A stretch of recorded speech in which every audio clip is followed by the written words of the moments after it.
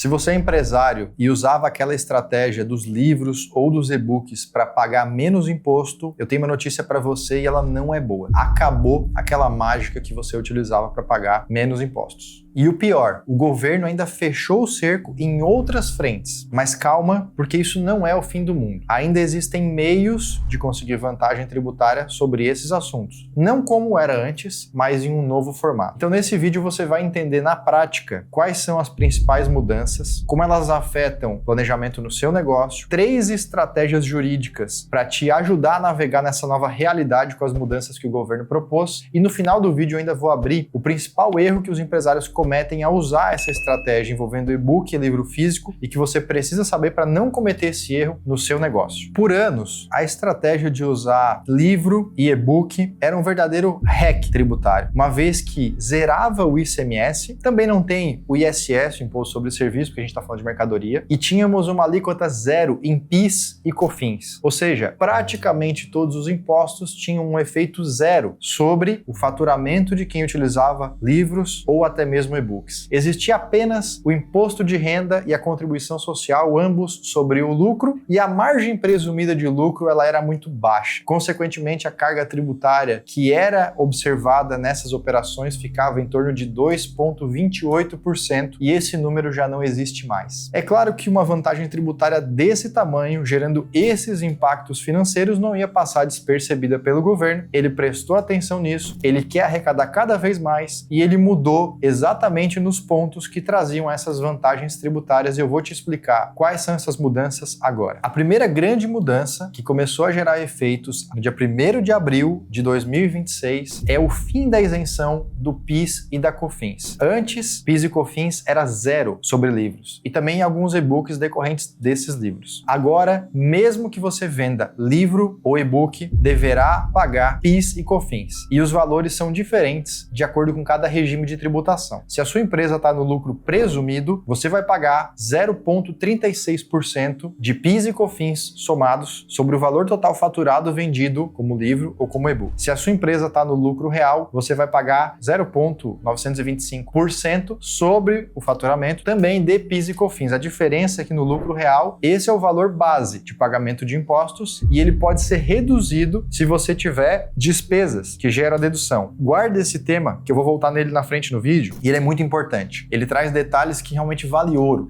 É aqui que a gente consegue fazer a diferença no cálculo da tributação final real da empresa e talvez aproveitar uma boa economia. Então o lucro real tem essa lógica diferente. Guarda ela por aí. Mas do ponto 1 é isso. A gente já teve esse aumento, então, de imposto de PIS e COFINS sobre livro e e-book nesses números que eu falei. Antes era zero e agora a gente tem tributação sobre isso. Essa foi a primeira mudança. A segunda grande mudança, e talvez a que mais doa no bolso, a mais traiçoeira, a que passou despercebido por muitos empresários, é o aumento da presunção de lucro, do lucro presumido para as empresas que faturam acima de 5 milhões de reais. Então, se você tem uma empresa que presta serviços e estava no lucro presumido, antes dessa mudança, o governo presumia que 32% era a sua margem de lucro e sobre esses 32% é que ele cobrava todos os impostos. Então, uma empresa de serviços estava acostumada muitas vezes com 16% de carga tributária. Na média, porque isso muda de cidade para cidade. Mas vamos colocar aqui que ela tinha 16% de carga tributária porque 32% era a presunção de lucro dela. Agora, essa presunção foi elevada em 10%. Então, a gente subiu 3,2% em cima dos 32%. A gente está falando agora de 35,2% de presunção de lucro para que depois se calcule os impostos. Aquela empresa que pagava uns 16% de carga tributária, agora vai pagar perto de 17%. É quase 1% de aumento de custo tributário para quem tem 100% do seu faturamento como serviço. Isso já está valendo para as empresas de serviço. Nem mesmo as empresas que usam e-book e livro físico escaparam. Elas também foram afetadas porque a presunção de lucro de um livro ou de um e-book era de 8% e agora passou para 8,8%. Também é 10% de aumento, mas nesse caso não chega a gerar o impacto final de 1% de aumento de carga tributária porque a presunção já era mais baixa do que era nos serviços. Então aqueles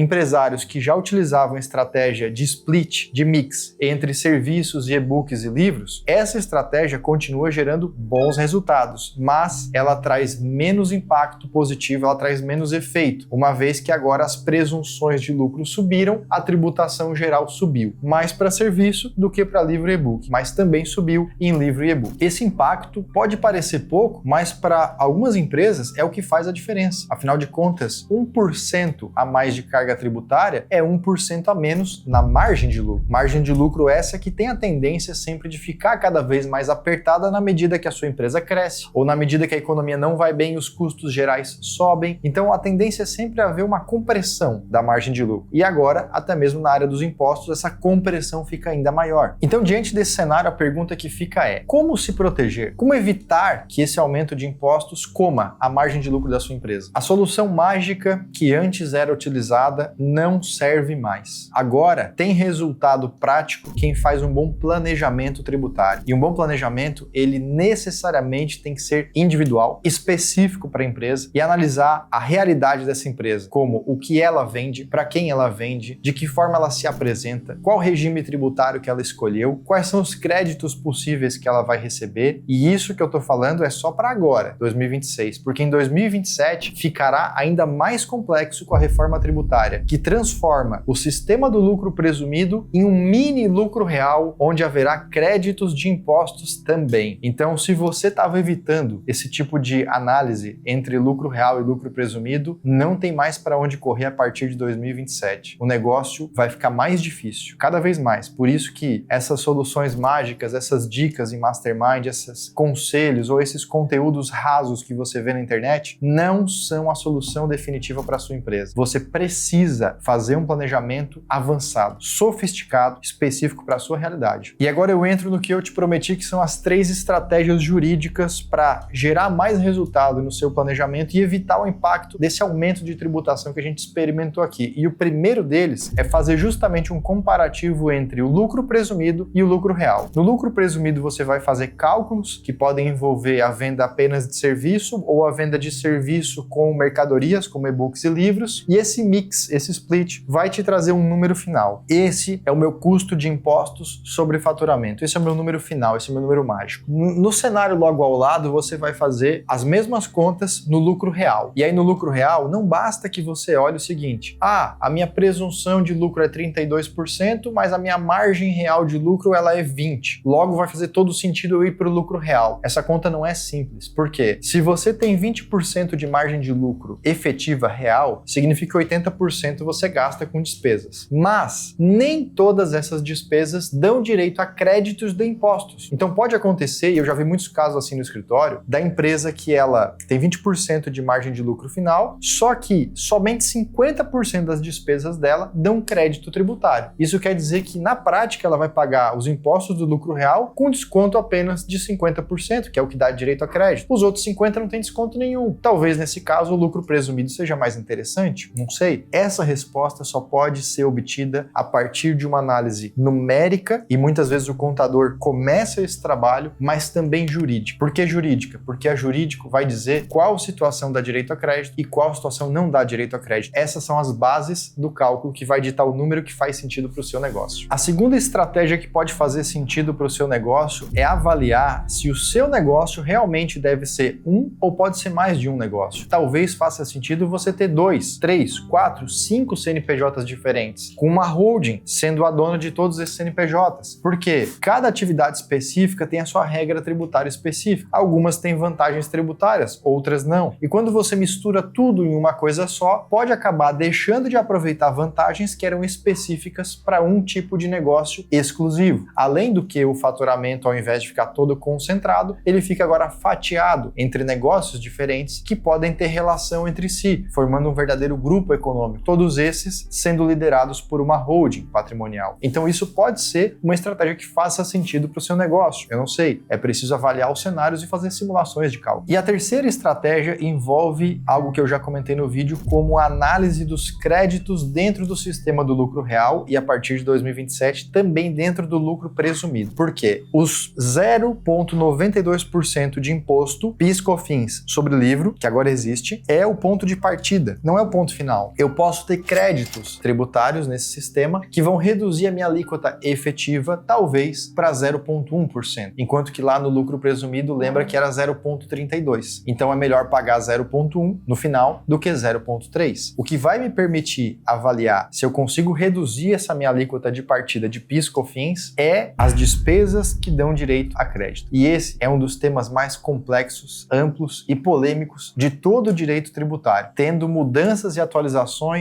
quase que mensalmente. Portanto, como essa não é uma tarefa fácil, eu recomendo que você não tente fazer isso sozinho em casa. Procure ajuda e, mais uma vez, vá em busca de um planejamento tributário individualizado, específico e personalizado para que você consiga encontrar de fato as regras que vão te trazer os melhores parâmetros de cálculo para você ter a tributação mais eficiente possível. Não é tarefa fácil encontrar esse número, então não tente fazer sozinho, sem uma especialidade ou muito menos com uma IA que não tem a base atualizada e correta de informações e pode te colocar a pior conclusão possível. Lembra que às vezes o barato sai caro. O que a gente está avaliando aqui nesse vídeo não é pouca coisa, é algo sério. Aumentar 10% a tributação de um negócio é reduzir cerca de 1% a margem de lucro, como eu já disse. Às vezes é isso que faz a diferença entre aquele investimento que você queria fazer no negócio no ano seguinte ou até aquela distribuição de lucro que você estava desejando. E aos poucos você vai perdendo o valor daquilo que é produzido e gerado pelo seu negócio, porque o governo simplesmente está ficando cada ano mais faminto. Então, um grande erro dos empresários é simplesmente pagar a guia de impostos sem questionar, ou achar que é o contador que tem que fazer sozinho todo esse planejamento tributário e que ele tem que procurar o empresário e dizer: olha só, a tua tributação subiu, ela está muito alta, eu já fiz uma conta aqui que nós vamos reduzir de 14% para 7%, com segurança, sem estresse nenhum, deixa comigo que eu resolvo. E não vou nem te cobrar nada por isso. Gente, esse mundo não existe. Cada profissional vai desenvolver o seu trabalho e você precisa lembrar muito bem a função de cada um e para que cada um foi contratado. Então, muitas vezes o contador tem o dever de cuidar da rotina contábil, levar os documentos para a Receita, gerar as guias de impostos, passar para o empresário pagar. Alguns até acompanham essa subida de carga tributária e avisam o cliente: olha, a sua carga tributária está muito alta, é bom você fazer um planejamento tributário. Mas um contador inteligente, cuidadoso, não vai fazer sozinho um planejamento tributário que envolva um risco jurídico, porque uma escolha errada pode levar a sua empresa para uma disputa judicial, onde quem vai defender é o advogado, o único profissional por lei capacitado para defender a sua empresa perante a justiça, perante o judiciário. Portanto, ele é a pessoa mais indicada para participar desse planejamento tributário e algumas vezes até desenvolver e liderar esse projeto, uma vez que ele pode se responsabilizar por isso que ele está recomendando. Assim você sai daquele tempo em que escolha fácil de um e-book ou de um livro, ou um split, ou simplesmente botar 100% na nota era a solução fácil, para um novo mundo. Um mundo que exige soluções mais sofisticadas, mais avançadas, mais complexas, e que aí sim, com as novas regras do jogo, você ainda pode se proteger, pode conseguir uma carga tributária mais eficiente do que a regra geral, talvez não tanto quanto já foi, mas não tão ruim quanto poderia ser. A gente piorou um pouco no caminho, mas quem se torna mais profissional consegue continuar competitivo em mercados mais difíceis. Isso vale para os negócios e isso vale para a tributação dos negócios. Então, se isso fez sentido para você, deixa aqui no comentário desse vídeo, comenta aqui embaixo que eu quero ver o seu comentário. Se você tem dúvida, também pode colocar aqui embaixo. E por favor, compartilhe esse vídeo com o máximo de empresários, manda no grupo do WhatsApp, manda para aquele empresário que precisa dessa consciência, dessa informação e dessa atualização o mais rápido possível, uma vez que isso já começou a valer e já vai impactar o caixa das empresas imediatamente, tá bom? A gente se vê aqui nesse mesmo canal nos próximos vídeos. Até lá. Tchau!